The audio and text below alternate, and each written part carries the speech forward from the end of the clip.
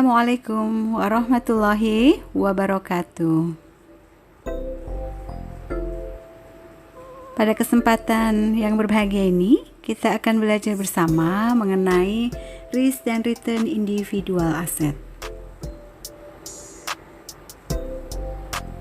Beberapa subbab yang akan kita pelajari dalam materi ini, yaitu yang pertama mengenai return, yang kedua mengenai risk, dan yang ketiga covariance dan correlation.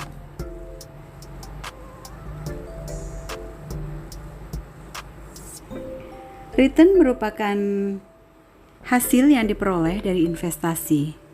Dilihat dari waktunya, return ini dapat dibedakan menjadi return realisasi atau realized return dan return ekspektasi atau expected return.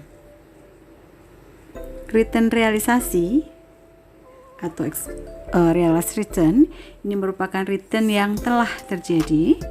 Return realisasi ini dihitung menggunakan data historis.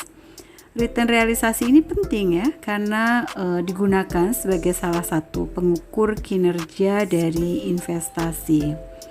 Return realisasi ini berguna sebagai dasar penentuan return ekspektasi dan resiko di masa depan. Return ekspektasi ini merupakan return yang diharapkan akan terjadi. Return ini penting untuk pengambilan keputusan suatu investasi. Jika return yang ditawarkan oleh investasi lebih kecil dari return yang diharapkan, maka investasi sebaiknya tidak diterima. Dan sebaliknya, jika return yang ditawarkan oleh investasi ini lebih besar dari return yang diharapkan, maka investasi sebaiknya diterima. Return ekspektasi dapat dihitung menggunakan return historis atau return realisasi.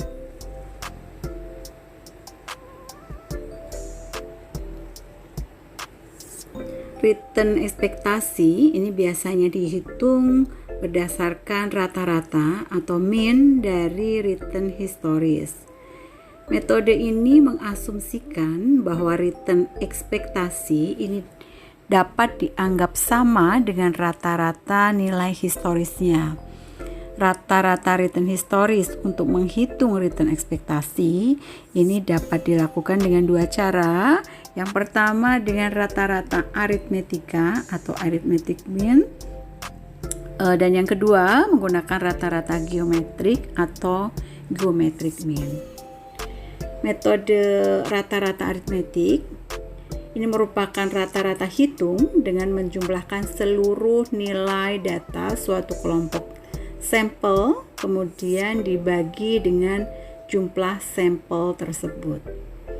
RA sama dengan R1, R2, dan seterusnya sampai Rn dibagi dengan N, banyaknya data. Rata-rata aritmetik ini biasanya tidak mempertimbangkan pertumbuhan karena nilai waktu dari uang. Yang kedua yaitu metode rata-rata geometrik yang merupakan rata-rata ukur dengan mengalihkan semua data dalam suatu kelompok sampel, kemudian diakarkan dengan jumlah data sampel tersebut. Rata-rata geometrik dirumuskan 1 plus R1 dikali 1 plus R2 dan seterusnya sampai dengan 1 plus R pangkat N dibagi pangkat 1 per N dikurang 1. Untuk rata-rata geometrik ini biasanya digunakan untuk menghitung rata-rata yang memperhatikan tingkat pertumbuhan kumulatif dari waktu ke waktu. Jadi rata-rata geometrik ini memperhatikan pertumbuhan berdasarkan nilai waktu dari uang. Rata-rata geometrik ini lebih tepat jika digunakan untuk menghitung rata-rata return dan melibatkan beberapa periode waktu dengan asumsi bunga berbunga. Berikut contoh penggunaan untuk arithmetic dan geometric mean. Di sini terlihat ada data selama 4 tahun dari 2014 sampai 2017 dan harga terakhirnya yaitu 1000, 1200, 1500 dan 1725. Dari sini terlihat kita bisa menghitung returnnya. 2015 besar 20%, 2016 25% dan 2017 15%. Nah, kemudian untuk menghitung arithmetic mean berarti kita tinggal menjumlahkan seluruh return kemudian dibagi banyaknya return selama 3 tahun sehingga ketemu 20%. Sedangkan untuk geometric mean kita bisa menghitungnya dengan cara 1 plus 20% dikalikan 1 plus 25% dikalikan 1 plus 15% dipangkatkan 1/3 dikurangi 1 sehingga ketemunya 19,93%. Bila datanya tidak terlalu banyak, mungkin perbedaan hasil aritmetik dan geometrik tidak terlalu besar ya. Tapi kalau datanya cukup banyak, maka perbedaan hasilnya bisa sangat signifikan.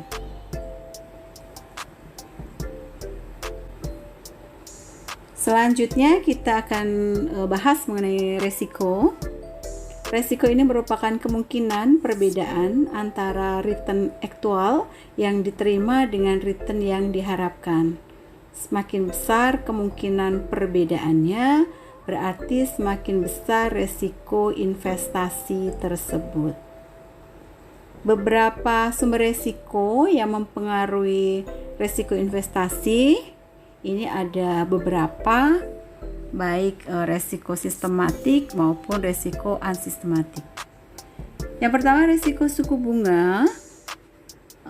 Suku bunga ini adalah harga dari meminjam uang atau biaya meminjam uang ya. Biasanya dinyatakan dalam persentase dan suku bunga ini berfluktuasi dari waktu ke waktu sehingga ini juga menimbulkan resiko ya. Berikutnya resiko pasar. Ada resiko investasi yang berdasarkan pasar yang diakibatkan adanya fluktuasi atau naik turunnya nilai aktiva bersihnya. Adapun fluktuasi ini disebabkan karena perubahan sentimen pasar keuangan seperti instrumen saham dan obligasi. Perubahan bisa terjadi karena beberapa hal, contohnya seperti adanya resesi ekonomi, kerusuhan, mungkin spekulasi, termasuk juga perubahan politik bisa mempengaruhi resiko pasar. Selanjutnya resiko inflasi atau yang biasa disebut juga resiko daya beli adalah peluang bahwa arus kas dari investasi ini tidak akan bernilai sebanyak saat ini di masa depan karena perubahan daya beli akibat inflasi. Jadi resiko ini memiliki potensi yang dapat merugikan daya beli masyarakat terhadap investasi dikarenakan adanya kenaikan rata-rata dari harga konsumsi. Selanjutnya resiko bisnis. Resiko bisnis ini biasanya berkaitan dengan bisnis perusahaan tersebut. Biasanya perusahaan dalam satu sektor dengan bisnis yang sama ini dianggap punya resiko yang sama. Karena itu pelaku pasar dalam membentuk portofolio jangan membeli beberapa saham dari sektor yang sama, terutama kalau bisnis perusahaan itu sama. Jadi kan ada pengaruh resiko investasi terhadap return saham yang pada akhirnya ini akan berpengaruh pada keuntungan. Selanjutnya resiko finansial. Resiko ini terkait dengan struktur pendanaan yang dilakukan oleh perusahaan. Sumber pendanaan perusahaan bisa dari pemegang saham dalam bentuk saham biasa ataupun saham preferen, atau melalui pinjaman jangka pendek atau jangka panjang. Ketika perusahaan banyak menggunakan pendanaan dengan utang atau saham preferen yang cenderung punya kewajiban tetap, maka perusahaan dianggap lebih beresiko. Selanjutnya resiko likuiditas, yaitu resiko yang muncul akibat kesulitan menyediakan uang tunai dalam jangka waktu tertentu. Misalnya suatu pihak tidak dapat membayar kewajibannya yang jatuh tempo secara tunai. Sehingga resiko investasi ini juga sering dialami biasanya oleh industri perbankan. Yang ketujuh yaitu resiko nilai tukar mata uang atau valuta asing, yaitu resiko yang disebabkan oleh perubahan kurs valuta asing di pasaran yang tidak sesuai lagi dengan yang diharapkan, terutama pada saat dikonversikan dengan mata uang domestik. Resiko jenis ini berkaitan dengan sebuah fluktuasi nilai tukar rupiah terhadap mata uang negara lain. Pada umumnya resiko jenis ini disebut sebagai currency risk atau exchange rate risk. Kemudian yang terakhir yaitu resiko negara atau country risk, biasa disebut juga sebagai resiko politik ya. Alasannya karena hal ini didasarkan pada kondisi perpolitikan negara dan juga berkaitan dengan perubahan ketentuan perundang-undangan yang membuat pendapatan suatu perusahaan mengalami penurunan.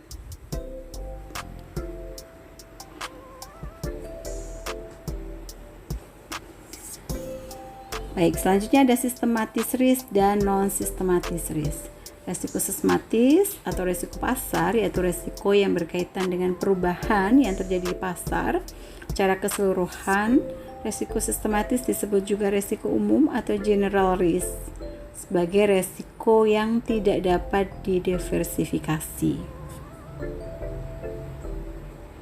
Resiko tidak sistematis atau resiko spesifik atau disebut juga risiko perusahaan, ini adalah risiko yang tidak terkait dengan perubahan pasar secara keseluruhan. Risiko perusahaan lebih terkait pada perubahan kondisi mikro perusahaan penerbit sekuritas tersebut. Risiko perusahaan ini bisa diminimalkan dengan melakukan diversifikasi aset dalam suatu portofolio.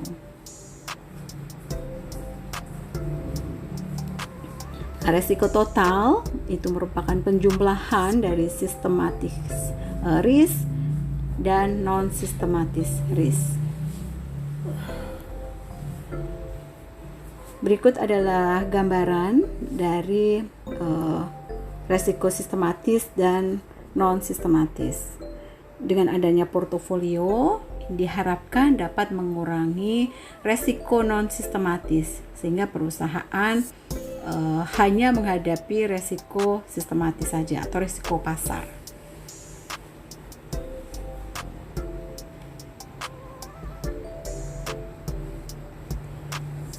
Resiko total itu merupakan resiko sistematis dan resiko non-sistematis atau resiko general dan resiko spesifik atau resiko pasar dan resiko perusahaan. Nah, cara untuk menghitung besaran resiko adalah dengan mengukur variannya dan standar deviasinya. Rumus varian dan standar deviasi yaitu sebagai berikut.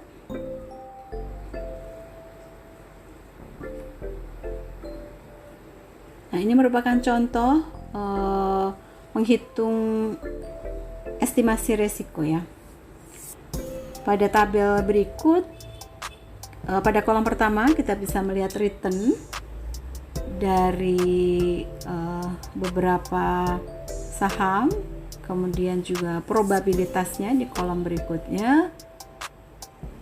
Kemudian kita bisa menghitung, mengkalikan antara return dan probabilitasnya,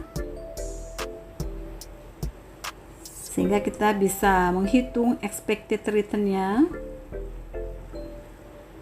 Setelah itu kita bisa menghitung return dari masing-masing saham dikurangi dengan expected return-nya. Kemudian selanjutnya kita bisa menghitung kolom 4 itu dikuadratkan. Dan kolom 6 dikalikan dengan probabilitasnya, sehingga kita bisa menghitung variannya. Setelah ketemu varian, kita bisa menghitung deviasi standar, di mana deviasi standar ini merupakan akar dari varian. Dalam pengukuran risiko sekuritas, kita juga perlu menghitung risiko relatif sekuritas tersebut. Risiko relatif ini menunjukkan risiko per unit return yang diharapkan. Ukuran risiko relatif yang bisa dipakai adalah koefisien variasi.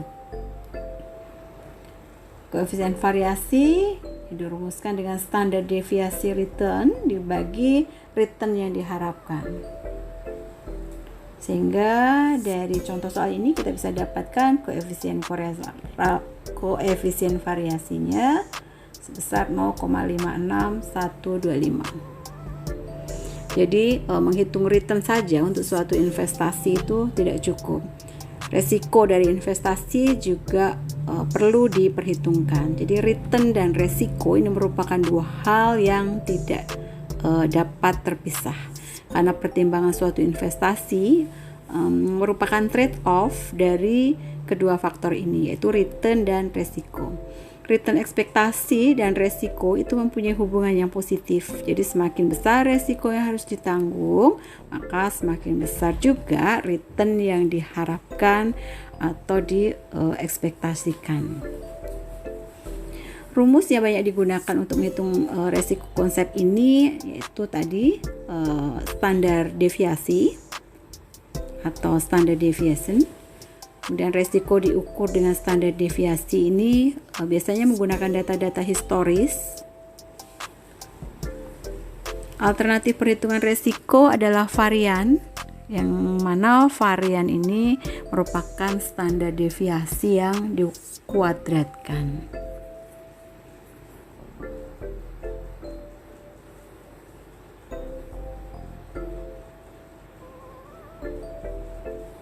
Estimasi return dan risiko sekuritas. Untuk mengestimasi return sekuritas sebagai aset tunggal atau stand-alone risk, investor harus memperhitungkan setiap kemungkinan terwujudnya tingkat return tertentu atau yang lebih dikenal dengan probabilitas kejadian.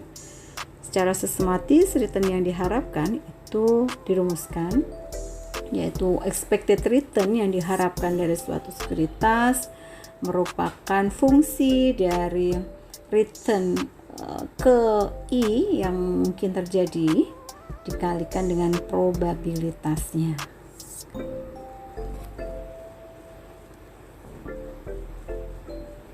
Berikut contoh menghitung return yang diharapkan.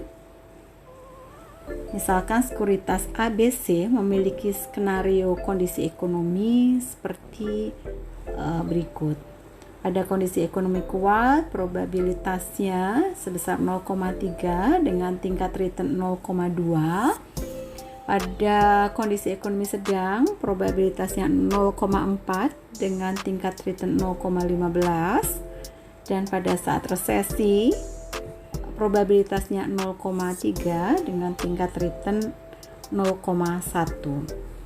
Kemudian penghitungan return yang diharapkan dari sekuritas ABC tersebut kita bisa hitung dengan menggunakan rumus yang sebelumnya, sehingga kita bisa dapatkan hasil expected return merupakan perkalian dari probabilitas dikalikan dengan return dari masing-masing kondisi ekonomi, sehingga didapat sebesar 0,15. Jadi return yang diharapkan dari sekuritas ABC ini adalah 0,15 atau 15%. Kemudian kita ke portfolio risk and return. Portofolio ini merupakan kumpulan dari investasi, varian dan standar deviasi dari suatu portofolio itu tidak menjumlahkan varian dan standar deviasi dari masing-masing saham pada portofolio. Keduanya menunjukkan bagaimana hubungan antar saham bisa digabungkan bersama dalam satu portofolio. Jadi return portofolio itu merupakan rata-rata tertimbang dari return sekuritas individual dalam portofolio. Namun tidak seperti return portofolio, resiko portofolio tidak rata-rata tertimbang dari resiko masing-masing sekuritas dalam portofolio. Resiko portofolio dapat lebih kecil dibandingkan rata-rata tertimbang resiko tiap sekuritas dalam portofolio. Nah, hal inilah yang menyebabkan beberapa akademisi itu memberikan ungkapan the beauty of the portfolio. Jadi cantiknya portofolio karena dengan return tertimbang yang sama, ia dapat menghasilkan resiko yang lebih rendah dibandingkan resiko tertimbangnya. Konsep dari resiko portofolio ini pertama kali dikenalkan oleh Markowitz sekitar tahun 1960-an. Dia menunjukkan bahwa resiko portofolio ini dapat dikurangi dengan menggabungkan beberapa sekuritas dengan syarat return dari masing-masing sekuritas tidak berkorelasi positif secara sempurna, atau hampir tidak mungkin menemukan korelasi positif sempurna sebetulnya dalam dunia nyata ya. Covariance dan correlation coefficient. Jadi, ukuran untuk mengetahui bagaimana hubungan tersebut adalah covariance dan koefisien korelasi. Covariance ini menunjukkan kombinasi varian dari return suatu saham dengan kecenderungan pergerakan saham lainnya dengan arah yang sama. Koefisien korelasi menunjukkan bagaimana suatu variabel itu bergerak bersama dengan variabel lain. Contohnya saham. Semakin rendah koefisien korelasinya, maka semakin efektif penurunan standar deviasi atau menurunkan resiko.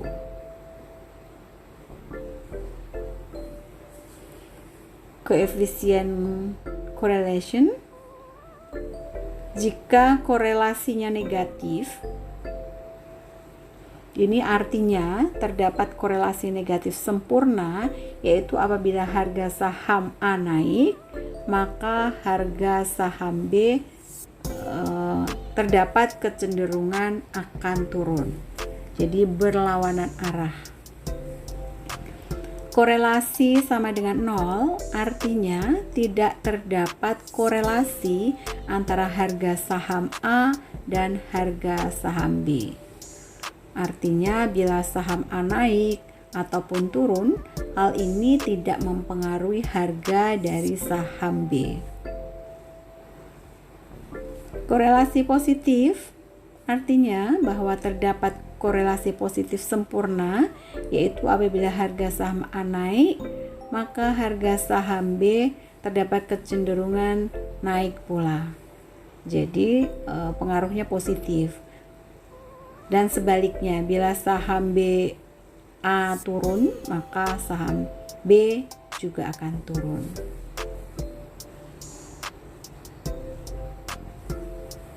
Berikut konsep koefisien korelasi, bahwa dalam konteks diversifikasi itu korelasi menunjukkan sejauh mana return dari suatu sekuritas terkait satu dengan lainnya.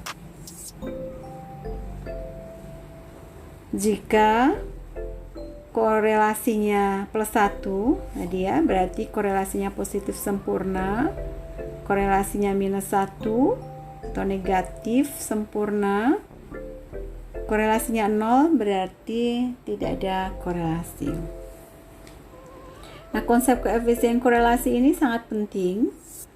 Yang pertama, untuk penggabungan dua sekuritas yang berkorelasi positif sempurna atau +1, ini tidak akan memberikan manfaat untuk pengurangan resiko. Yang kedua, penggabungan dua sekuritas yang berkorelasi 0 ini akan mengurangi resiko portofolio secara signifikan. Penggabungan dua buah sekuritas yang berkorelasi negatif sempurna -1 ini akan menghilangkan resiko kedua sekuritas tersebut. Dan inilah yang paling bagus ya, sehingga harus dicari sekuritas yang memiliki hubungan yang negatif, sehingga bisa saling menghilangkan resiko antar sekuritas tersebut. Namun dalam dunia nyata, ketiga jenis korelasi ekstrim tersebut +1, 0 ataupun -1 ini sangat jarang terjadi.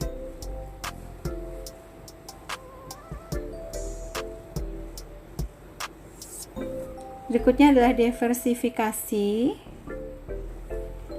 Diversifikasi ini adalah pembentukan portfolio melalui pemilihan kombinasi sejumlah aset tertentu sedemikian rupa sehingga resiko dapat diminimalkan tanpa mengurangi besaran return yang diharapkan.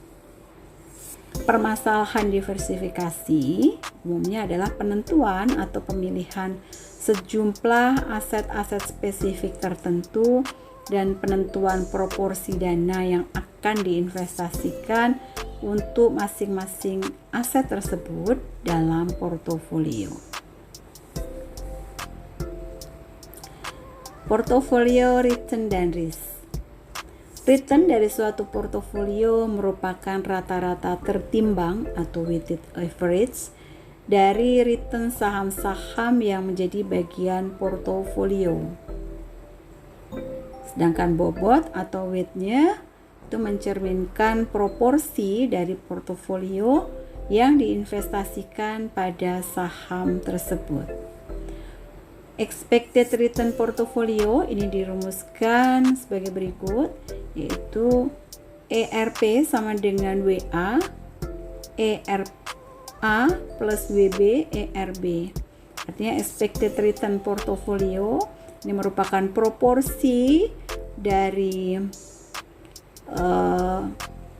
saham expected return A, saham A, ditambah proporsi saham B dikalikan expected return saham B. Sedangkan resikonya, variannya merupakan bobot dari saham A dikalikan standar deviasinya dikuadratkan ditambah dengan bobot saham B dikalikan deviasi standarnya dikuadratkan ditambah 2 kali proporsi saham B, standar deviasi saham B dikalikan proporsi saham A dikalikan standar deviasi saham A dikalikan dengan kovarian saham A dan B.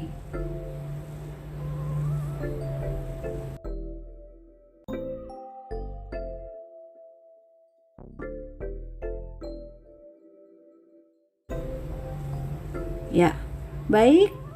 Demikian materi mengenai risk dan return.